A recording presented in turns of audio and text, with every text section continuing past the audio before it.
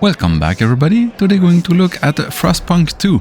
This is somehow the closed beta. It's actually the access to the Utopia Builder preview, which is available from the 15th to the 22nd of April. If you bought the deluxe edition, there's nothing but build Utopia on one map, which is an apocalyptic snowy place.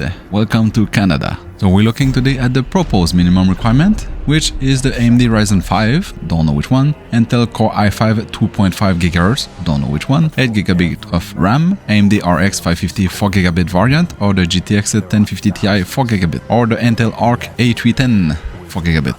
Storage you need 30 gig and it's SSD required. And for this beta test, ultra wide screen is not supported. And also this minimum requirement may be changed. This is for the beta right now. Welcome to Respawn PC. I'm Dunk. Let's game on. We're going to try the proposed minimum requirement with the Intel side first. So i5 at 2.5 GHz. That is not precise. The i5 2400S 4-core 4-thread, which is at 2.5 boost at 3.3, then a mobile i5, the i5 2520M, which is at 2.5 no boost and 2-core 4-thread. Then you jump 10 generation in the future with the i5 12400, which is a 6-core 12-thread at 2.5 GHz and boost at 4.4, and the i5 13400, which is a 10-core 16-thread at 2.5 boost at 4.6. So I guess we're going to look at the second gen one. I'm for sure this is where you should start. I don't have any of those CPUs, so I went with the i5 2300, which is 4-core 4-thread at 2.8 instead of 2.5, boost at 3.1.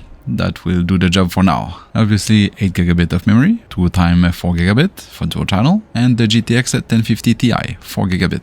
For the settings, we play at a 1080p as a resolution. The settings is at the auto detect, which put everything at the low and very low. FSR was set at performance. I switched it to balance, and we've been able to play at a 40 FPS until for that part of the map. This is so far highly playable. I expect this kind of game to play at 30 FPS, even if they didn't specify which resolution and which FPS target they were aiming at. Also keep in mind that my city is quite small right now, and I'm not sure how big it can go. Then a quick test from low and very low from the auto detect. I went to some low and some medium, and just that bring the FPS down to 31 from 46. It is still playable if the city expand and the FPS don't change, I guess. But my CPU, even though it's at 2.8 GHz instead of 2.5, I've often reaching 70 to 80% of utilization. So maybe a 2.5 GHz won't do the job unless they were talking about the 12 gen or 13 gen of i5. But I guess they will clarify when the game came out, because this is still just a beta. For the AMD side of things, they say the Ryzen 5 didn't specify which one, so I took the lowest one I have, which is the Ryzen 5 1500X, still at 8GB, and for the AMD GPU it will be the RX550 4GB variant. Resolution still at 1080p with the auto detect settings, which put everything at low and very low. And I had to left the FSR at performance to be able to reach 32 FPS. I mean, I had to go back to the menu settings from the auto detect and drop everything to very low to reach a 35 FPS. I think the choice of a GPU for AMD side is not up to the task. Or maybe you have to play at a 720p with only a few still playing at this resolution. It's playable for now, but I cannot guarantee anything when the city reach a bigger size. Just opening the LAR menu or the research menu make it drop an FPS to the teens, like 12 FPS, 16 FPS. But the CPU seems right. We're reaching a 28-30% of utilization. This is good for the CPU, unless the GPU is so bottlenecked that the CPU is waiting all the time. And just for the sake of it, to see what it looks like in high and ultra settings, I've tried my budget laptop, which is a Ryzen 7 4800H with a GTX 1660 Ti and 32GB of memory. Everything was at the high and ultra settings at 1080p. FSR was set at quality, and I just want to reach 30 FPS or higher. And I was having a 35 FPS, so this is highly playable for a slow-paced game. My GPU was pegged at 99% of utilization with 5.5 GB of VRAM out of the 6 of the GTX 1660 Ti. My CPU was running at 20% of utilization. This is perfect, so the game is not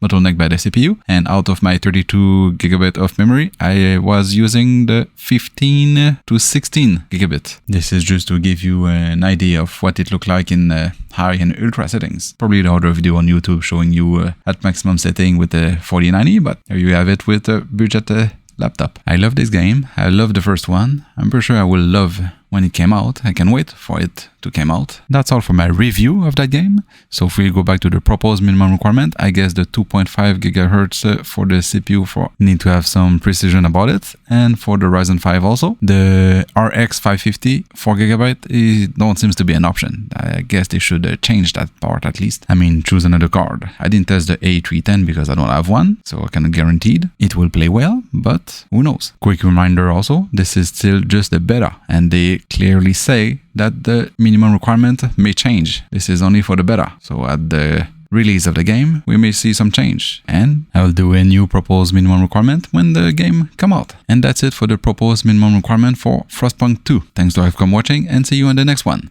And subscribe!